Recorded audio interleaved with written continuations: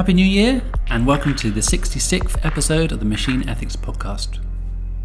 This episode was recorded on the 30th of December 2021, and this is our end of year episode where I'm talking with Merve Hickok about the year just gone.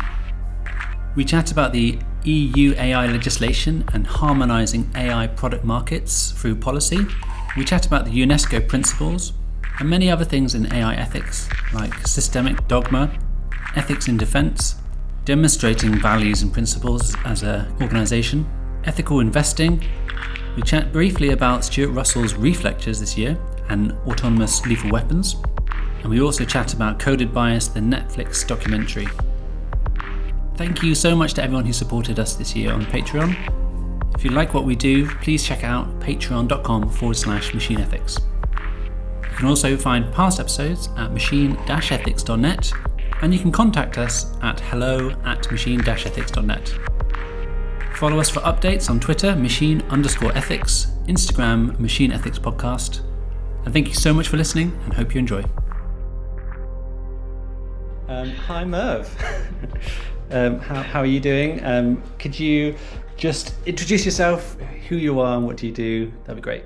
Absolutely, Ben, and thanks for having me on today. My name is Merve Hickok. I'm the founder of AIethicist.org. I wear a couple of few hats actually between AI ethics and AI policy. So my work intersects between ethics and policy as it relates to bias, social justice, and democratic values. So within my own organization, AI Ethicist, I provide training and consultation to organizations on how to develop and deploy or implement AI systems in a responsible and ethical way. I teach data ethics at University of Michigan in the Masters of Applied Data Ethics program. And I'm also the research director at Center for AI and Digital Policy, which is the policy hat, where we look at our focus is on how AI systems and technology impact democratic values, rule of law, and fundamental rights. So we take a global approach, global perspective on national AI strategies, policy, and regulation. Awesome. So you're not very busy then, right? Not at all. Not at all. It's not like I'm dreaming about this stuff. I know. I feel like it might be in a busy year then. Like from the policy side, things feel like they started happening. Things started coming out of the woodwork for what policies might look like in the future. We obviously had the EU regulation, which was like a start, right, of it's not actually set in stone yet, but we had a look at what kinds of things they're thinking about in terms of regulating AI projects, data science projects. Did it seem like it was on the right track? Absolutely. I've been actually quite involved with the draft EU regulation. To your point, this year, 2021, has been the year where some of these conversations that have been happening for a pretty long while is starting to become more tangible, whether it's in terms of recommendations or draft regulations or like different policy approaches. We're certainly starting to see some tangible things. So for the EU AI regulation, the draft form, I can go on and talk for hours about it. I have written about it, but for the purposes of this podcast, I think it's a great first step. It is a great start, but I think there's a lot to change and improve. There's a lot of room for improvement before it actually becomes a regulation. I think that the way that they were EU was trying to balance harmonization of market across its member states for products and services and protection of fundamental rights, and trying to do that within a single legislation. Currently, as for me, as it stands, it's more skewed towards market and product protection or market harmonization than protecting fundamental rights. So I think there's a lot to do on that front. And do you think, like, like generally you think the approach they took with this kind of context, like use specific route, was the right way to kind of think about it? I think the whole risk models or management of risk was more pragmatic and for more practical purposes of regulation than kind of regulating and understanding its impact on society or social justice, etc. One of my issues with that use cases, the high risk use cases, or the very, very narrow description of prohibited cases is we are not really sure how those decisions are made. I call this the EU's or Commission's decision to come up with those use cases and prohibited practices more like a black box decision itself, because we don't know how they arrived at those decisions, narrowed it down to those use cases, and how they're looking to do a more analytical and concrete assessment of different use cases in the future, and how those lists will be updated. So it was very much, okay, this is high risk, and anything and everything underneath this is high risk, but it doesn't really look at the different ways that you can use other AI systems in different contexts for different purposes. That is not sitting in that. So yeah. I mean, you could almost, it feels like you could almost lobby to, if the thing that you're doing sits in high risk or prohibited, then there's almost like, is there a way that we can open this up for discussion? Like, I can categorically show you that it's like going to be okay, but that's not what the legislation is trying to do. It's trying to somewhat concretely have these barriers of absolutely, and it goes both ways, right? For providers, you don't get a chance to like explain that, to your point, but also for those others who are more impacted by other systems, you don't have a way to complain, bring charges to providers, etc., or expand that list, narrow that list for that matter. So there isn't any like clear-cut complaints or recourse mechanisms within the legislation as it currently stands. Yeah, but I guess maybe that's up to the member states then in that case to provide that sort of kind of usable mechanism, right, to do that sort of. Well, it's the legislation is also preventing the individual member states from coming up with more prohibitive restrictions. So that's the whole harmonization of single market objective with this legislation. Right. So it's trying to bring this like one rules it all kind of regulation across the EU market, so individual states don't go with more restrictive or more lax regulations for that matter. So the providers don't go pick and choose between. We're just going to move to Holland because the Netherlands, because they got slightly more relaxed version, or that sort of behavior. Yeah. Do you see any kind of interesting stuff coming out of any other countries that are thinking about where they stand with this? Because obviously there's been principles the world over the last couple of years, and we've discussed quite a bit of that on this podcast. Is there any other like prospective legislation coming through? I'm very excited about a couple of things that came out in addition to the EU regulation or draft regulation this year. One is the UNESCO recommendations on AI ethics or ethical guidelines. If you consider the 190 plus countries signed up for this, you can understand the impact now that it has been approved within the in November by like I said, 109 countries.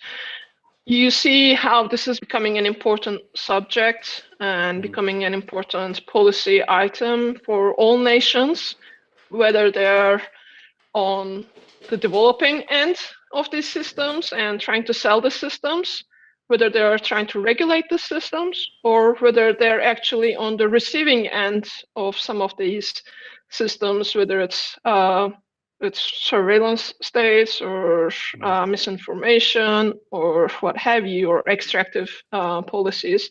So it was really encouraging and exciting to see those countries coming together to put their signatures underneath it.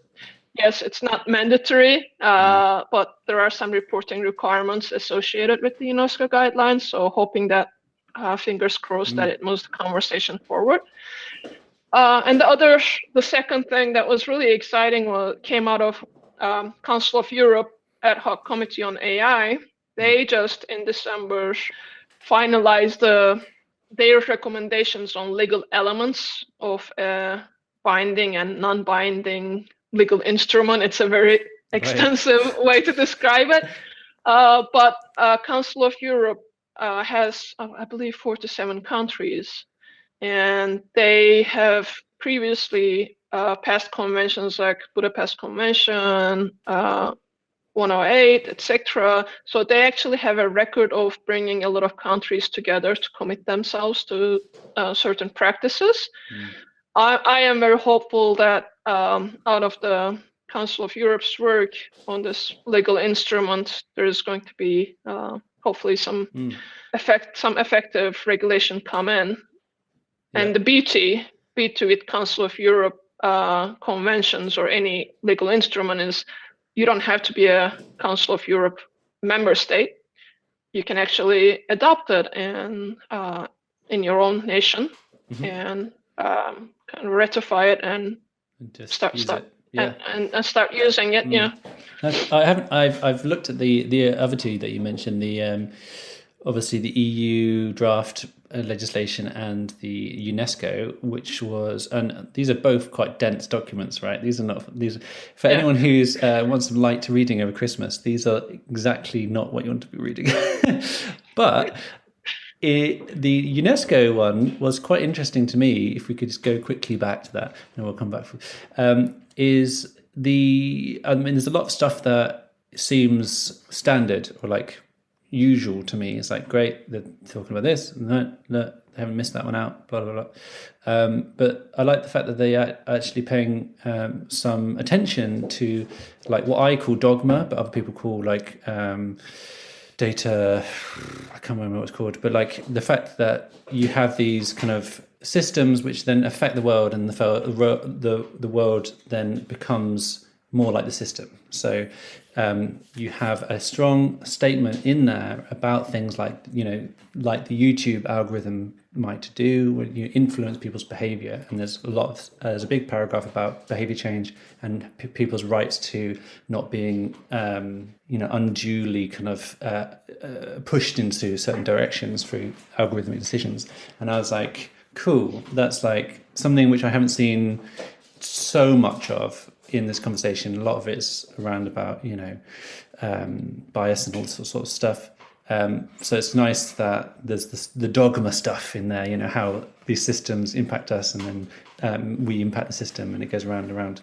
But I hadn't heard of the other one that you were talking about. What did that have anything interesting in it, or is it just kind of getting going? That the Council of Europe Ad Hoc Committee on AI, or also known as CAHAI.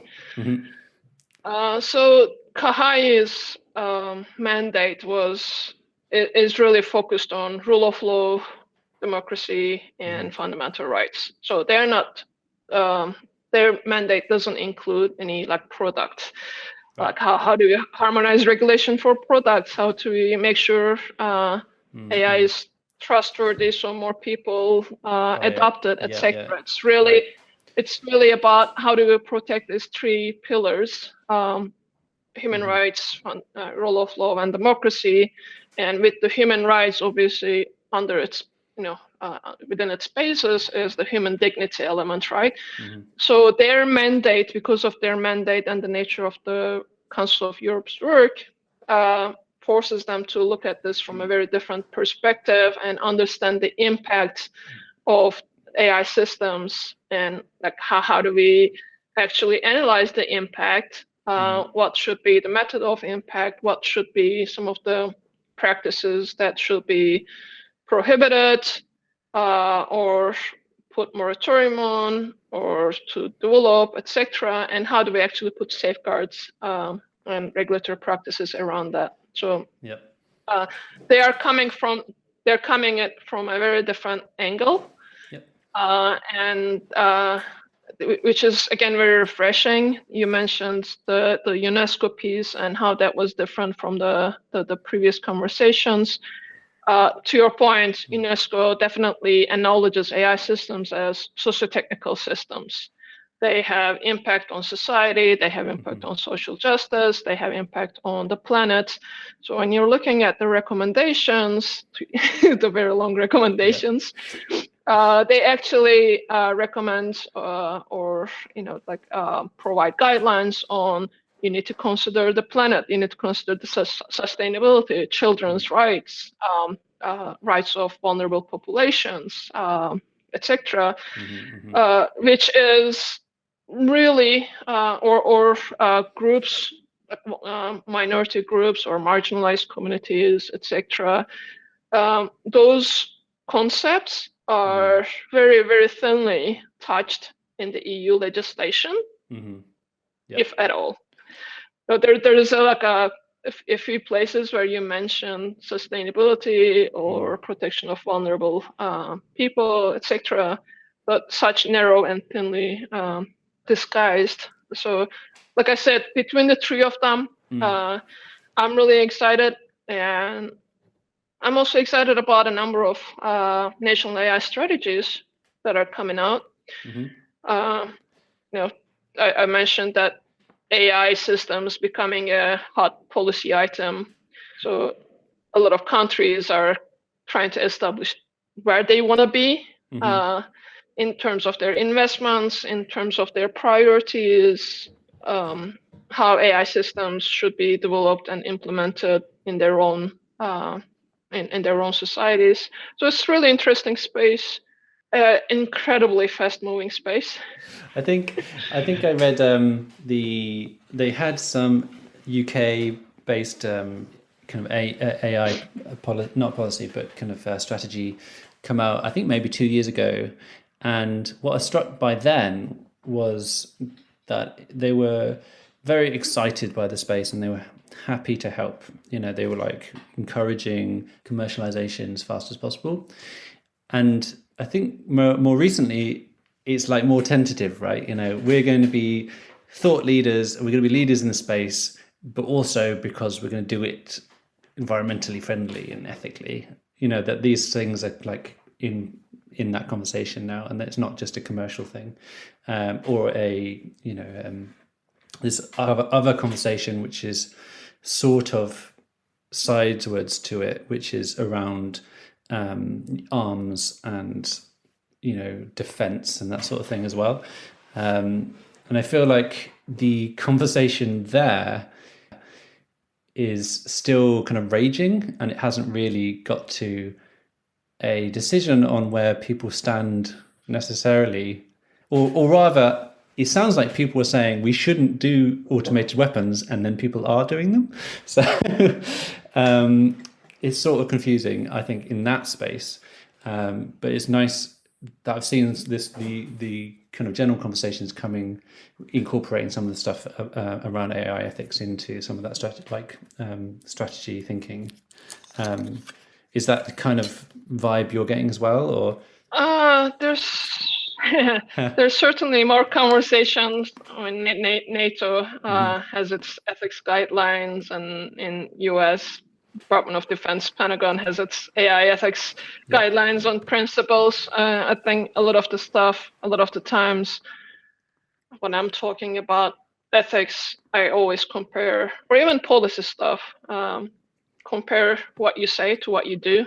Are you walking the talk? And like if you say something in your national AI strategy, if you endorse the principle, are you actually implementing that?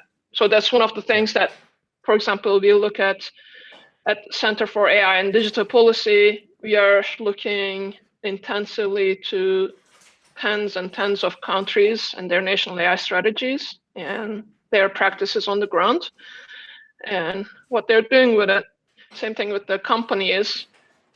you might put on your website your responsible AI practices, but are you actually implementing those in real life? In real life in your products and services? Is there a way that you kind of, it is easy to demonstrate whether you're doing those things? Is it a way that companies or countries are able to, because obviously it's just trust at that point, isn't it? You know, you're saying these things and at least you're showing us that you care, right? Someone cares somewhere or has written this thing down, and you've probably had a conference about it, and that's great. But is there somewhere to verify, this sort of thing in the way that you do your policy work? Exactly. I mean, when you're looking at some of the implementations, for example, look at, you want your national AI strategy or practices to be human-centric, to work for humans, to be fair and with non-discriminatory results, etc. And then you turn around and respect human dignity, and then you turn around and implement predictive policing systems, or heavy surveillance state systems, surveillance systems within your streets, on your borders, whatever it is. You implement welfare eligibility systems. Yes, on one hand, you're trying to make it more efficient, etc.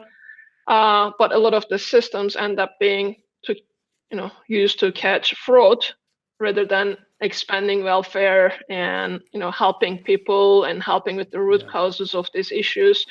They end up being used more to catch fraud, and sometimes unintentionally cut people from their benefits, which results in more serious conditions and issues for people. So just like looking at this, whether it's a company or whether it's a nation, are you doing, like, for example, if you're a cloud provider, and you say, I respect sustainability, I respect planet, etc. Do you then go ahead and help companies, carbon energy-based companies like oil companies, etc., to extract oil or gas more efficiently? And do you have contracts like that? Or can you categorically say, because I want to protect the planet, because I believe in sustainability, I will not take on these businesses? So hard questions. A lot of the principles, a lot of the stuff, to me, feels more PR. And a bit of window dressing, but there are also good examples every now and then as well. So I think it's work in progress. I think there's a good point though around contracts. Like there's a lot you can do with the contracts that you take on as an organization. So if you are in a position to be a big player in one of those areas, it could be kind of internet infrastructure, software, and that sort of thing. Even an AI startup, you're going to have contracts with people, and some of those people are going to be mining for gold, or they're going to be helping people with the weather prediction for harvests, or it's going to be tobacco farmers, and you have the opportunity to take the contracts or not. So so that's a good point. You should be thinking about these things, right? Hopefully. I think eventually, like I said, it's work in progress. Yes, you're kind of fighting against the capitalist motivations, but also I think the world is definitely moving towards at least an acknowledgement of responsible investment, responsible innovation, and eventually, I'm an optimist, and eventually there will be this threshold where it is accepted, it becomes second nature, where it is demanded from these organizations. So, I guess it's the norm at that point. It's like, this is how it works. This is the kinds of thing we invest in, so it's okay. Did you Do you have an opinion? This might be a non-starter, but I was just wondering if you had an opinion, because I was listening to the Reith lectures, which is a UK BBC yearly talk series, and this year they had Stuart Russell, who, if anyone knows anything, who's anybody ever studied AI, will definitely know, because he has always he's written the books on a lot of this subject, and he's a big thinker in this space. And he did a lecture in 4 parts, which I definitely recommend. I don't necessarily agree with all of it, but it's all very good thinking material, inspiration. And one of theirs was all about laws and lethal autonomous weapons. And I wondered if that played into any of the work that you do, or is that kind of like separate from this conversation that you're having? No, it definitely is part of what we're looking at in terms of, especially in national AI strategies and the where each nation is positioning itself in terms of its strategy, but also in terms of its military capabilities. To your point, I strongly recommend Stuart Russell's Reith lectures, all 4 series, especially on Lawless. And he actually very clearly calls out these nations, saying we would never develop fully autonomous weapons. Yep.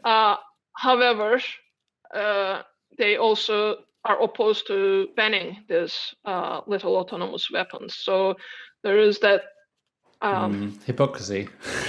Weird hypocrisy between there. So like they are on one hand saying, okay, we will never do it, but we're going to leave the door open just in case someone else does it, and then we have to do it, etc. I think we definitely need, and he puts it in very clear terms, bringing a historical perspectives with the chemical weapons convention, biological weapons convention, and also tying some of the issues with the current conventional weapons convention. Convention on conventional weapons. And some of the shortcomings of trying to use that framework on AI systems. I definitely must listen, lecture, and it is very hard to understand this hypocrisy and the hesitancy of these nations on where they stand. But also, if you look at the Lawless conversation from a bit of a wider perspective, it's not only the nation states that are developing this, right? This is becoming very cheap to develop, very cheap to acquire, and it's not only about regulating US armed forces or UK armed forces or any other armed forces for that matter. It might be a civilian actor with malevolent purposes, objectives, and then you're moving into asymmetrical warfare, where this becomes, instead of working on, biological weapons or bigger attack plans, you were able to get the systems very cheaply and deploy them on one hand. But he also calls out on, as well as Max Tegmark, on how this could have an impact with being the ability with the systems, autonomous systems, to have more precise targeting. That you might actually use this to eliminate whole groups of people, or eliminate political dissenters or your opposition, etc. So this shouldn't be looked at only from a military perspective, how it can be used by autocratic leaders within their own countries, and how non-military, non-government actors can use this as a power tool as well. Yeah, I mean, in that surveillance kind of society sort of way, it's like the worst 1984 scenario, isn't it? Where instead of it being mostly your peers dobbing you in and making sure that everyone's not doing anything, it's just literal everything with a screen or has a camera and it can fly and it can get you, which sounds horrific, So sometimes it's not like anything and everything is collected, data on anything and everything is collected.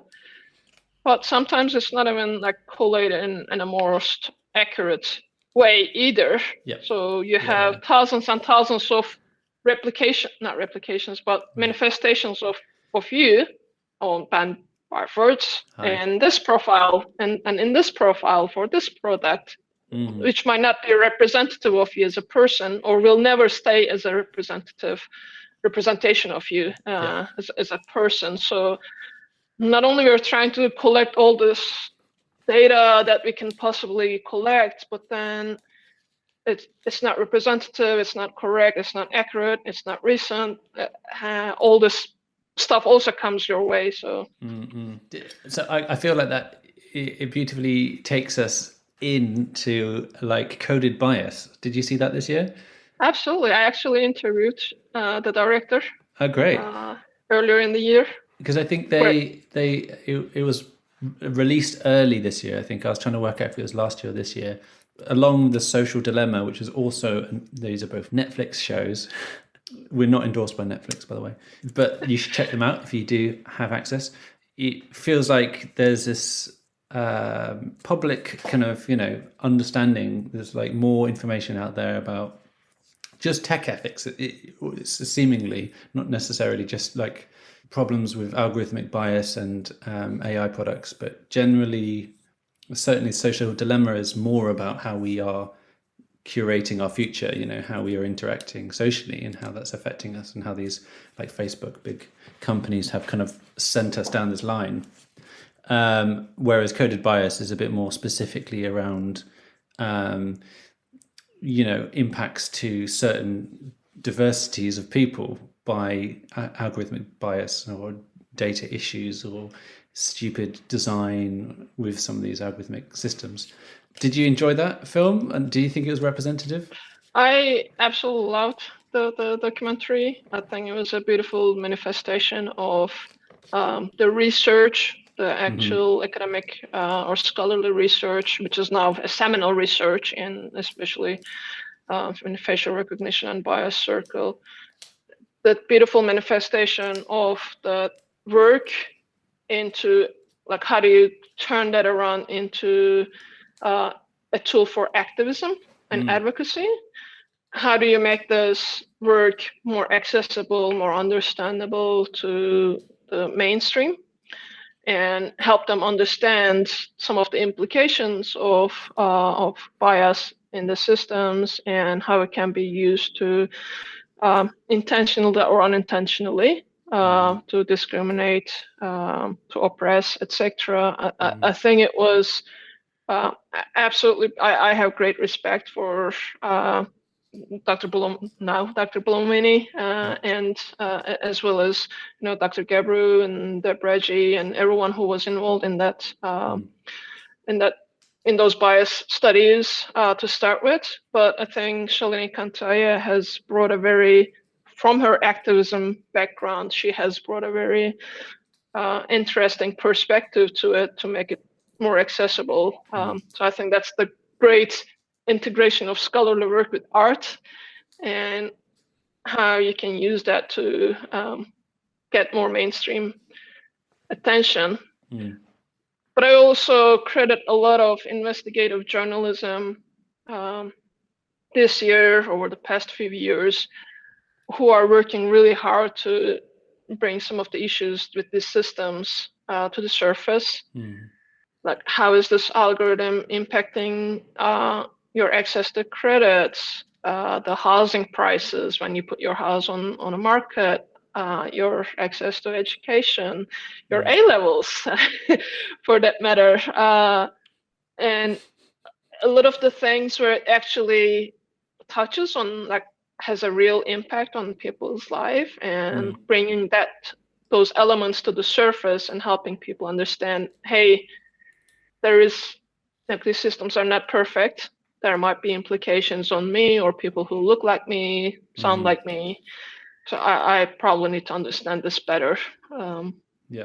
And do you think the upshot from that stuff is better design, or is it better education, or the citizens become more understanding about the systems they're interacting with, or is that a stupid binary and it's just a bit of both? I think it's definitely both and more. Yeah.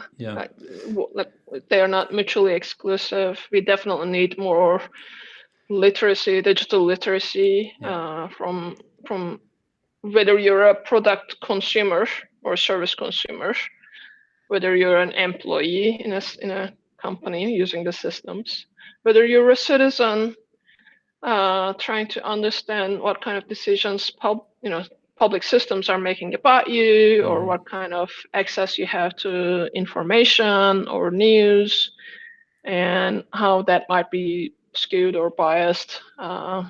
Understanding those from an individual level and increasing that data and digital literacy is very crucial. That I think also puts pressure on the companies or organizations to be more ethical. Yep. And for more responsible design, or have more controls, better controls about oversight. But also hopefully it will put some pressure on the policymakers and lawmakers as well. That with a threshold of demand for change, the priorities of the policymakers and lawmakers change. Like when this demand for change from citizens, from consumers reaches a critical threshold, then it becomes a priority for the lawmakers, right? Like if whether it's consumer protection or whether it's regulating misinformation or platforms, etc. So I think it's all related to each other, and one doesn't happen without the other. I think the magnitude and time scale of how those happen will be the crucial question. Yeah. As you were talking then, I was thinking that I should ask you about predictions for 2022. I mean, obviously it's going to be a different year. I'm going to put money on it being different, hopefully in the positive way. It feels like life has been repeating itself a bit this year. So I'm getting married in June, so that's positive, and hopefully that will happen. That's great. There's one thing, so hopefully the rest of the year is not like something else. But do you have any any predictions for what we might see in this area this year? Well, first of all, that's great news, Ben, and I can see the smile on your face when you mentioned that. So definitely something to look forward to by the sounds of it. So for my predictions for 2022, some of the stuff, I think some of the stuff that is already in the pipeline, like the EU regulation, and the discussions and debates around it, and bringing it to a more mature state. I don't see it finished in 2022, but I think it will be more mature, with the different sides pushing for certain changes that we are also pushing. Also, in May, the Kahai's work is going to be picked up by the next group.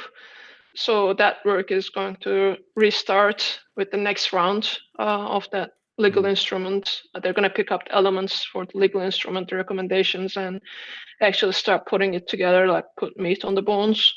So that's definitely something to look at.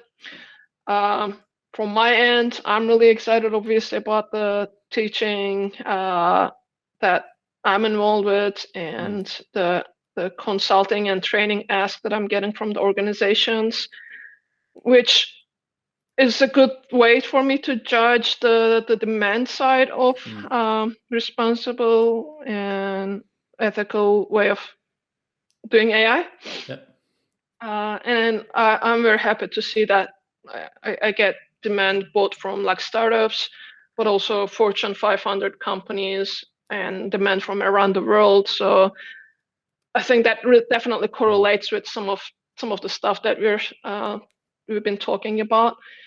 But I also am very excited about expanding some of our work at the center. We're expanding our analysis of national AI strategies to 50 countries. So that index should come out in the next 2 to 3 months. We are going to kick off our next semester of AI policy clinic. So we got representations from all around the world, literally all around the world. It'll make for some interesting times on adjustments on the classes. But just like we are trying to build up the skills and know-how and this like next generation of AI policy not consultants but advisors or experts. So it's great to see that and interest in these classes as well, and looking at the diversity not only from like geographical point of view, but we have graduate students, we have professionals, we have actually policymakers in their respective countries.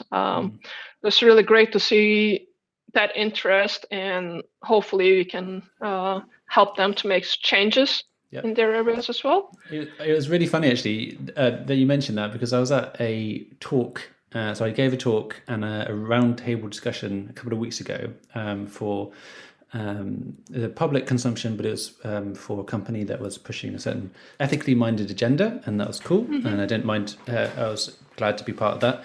And one of the roundtable participants was saying things around, but it's hard to get people, and it's difficult because it's not really a profession, and I was struck by the fact that, I mean, if you said that like 5 or 6 years ago, I think there would be academics and that's it, there would be no other people who you can talk to.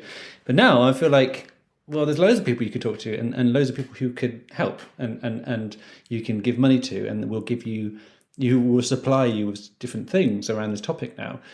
So I actually pushed back, and I was like, no, actually, it's pretty good. So just hit us up, hit you up, or myself, and the other organizations that are in this space, depending on what you need. So I'm really excited about the networks, Ben. Not to cut you in, but I've seen over the course of this year and last year multiple networks that both you and I are part of, expanding, and the people building this community is pushing for change. We always hold companies like, okay, if you're working for this company, you're not doing this and that, etc. But something that I had repeatedly say, that there are some amazing people who are trying to, yes, they are working for those companies for different reasons, but they're also trying to make some change within. So I see a lot of with these networks, I see a lot of momentum, and those people finding their tribe, finding some synergy and energy from those coalitions, feeling more empowered and knowledgeable about how to go about making changes in their own organizations. That's really exciting to see as well, and hopefully that brings in some change with these companies as well. Yeah. And there's a lot of I think it's just really warm, and those communities that we're both part of certainly are just very supportive in people sharing things which are going to be beneficial, or like getting involved, and there's very little judgment as far as I can tell that I've seen. So that's obviously great to hear, because we're talking about human rights and ethics and all these social good and these sort of topics. So it kind of should be like that, I guess. one would hope. So do you have anything else? This is something that I repeat every now and then, but I want to repeat again here. When we look at AI systems or data collection and how this data is used in different systems and different use cases, etc., there's always a tendency to silo a product or the government use or this and that. But we are never just one thing in our lives at any given moment. Right now, we are using this technology, whatever the platform that we're using is collecting data on us, etc. So you're subject to this. But at the same time, you're a citizen. You're part of your family. You got data collected on you, your family, your network, your friends. You're interacting with these platforms or services or products as a consumer. So it's not only like or you might be involved in developing this stuff. So you're not only an employee who are trying to do the responsible design or ethical design of this stuff. You might be a decision maker in your company. You might be a citizen who is trying to protect your rights and hold government to use accountable. You might be a consumer trying to hold these companies or platforms accountable. You might be just trying to protect your children and how they're subject to certain surveillance and data protection or certain predictive outcomes, etc. So I always say, like, expand the lens. Don't look at it just from your employment perspective or just as a citizen, because data is collected about you 24/7, 365. So how do you react to that? How do you become more knowledgeable about some things? How do you demand change? I do underline that this is not like individual. This problems that we're trying to solve are not going to be solved by individuals. So not to put extra burden on the individuals, but it is the individuals that make the collective actions that bring up collective demands. So just being mindful of everything around you that you're subject to and trying to figure out where you want to stand across those systems. Yeah. Instead of making more money. No, I'm just. It is unfortunately a part of it, fortunately or unfortunately, but it shouldn't be the only motivation, right?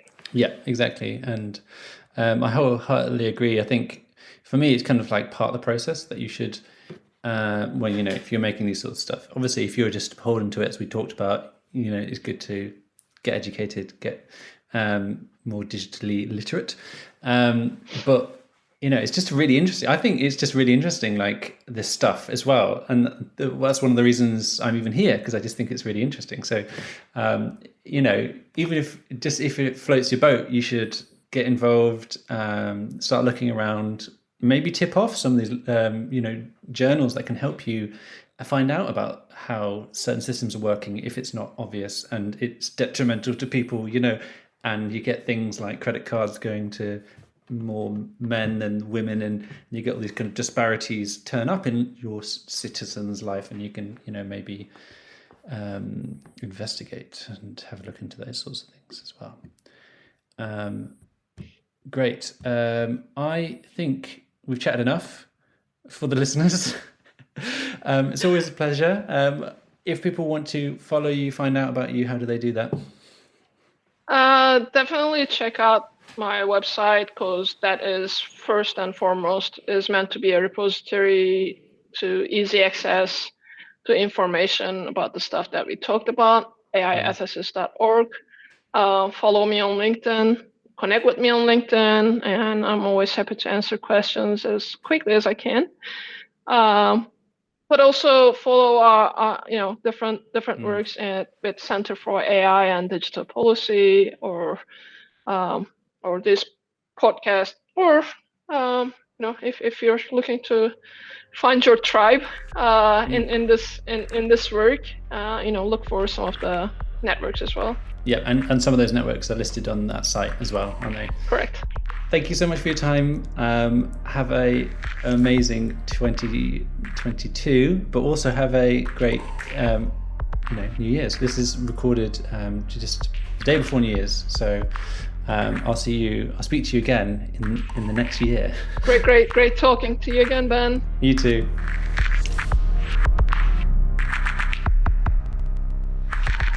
Hi, and welcome to the end of the episode. Thanks again to Merve Hickok. So it was really great to have her on talking about all these sorts of things. We're always really interested to hear what you think about the podcast, what other things we could be doing, and also our recent deep dive episode on AI in games, which was the last episode, so go check that out. If you'd like to contact us, you can do so at hello@machine-ethics.net, or if you go to machine-ethics.net, you can actually fill in a feedback form there too. I really hope everyone has a really fantastic 2022 and that we can make this at least more exciting. So with that, thank you very much, and I'll speak to you next time.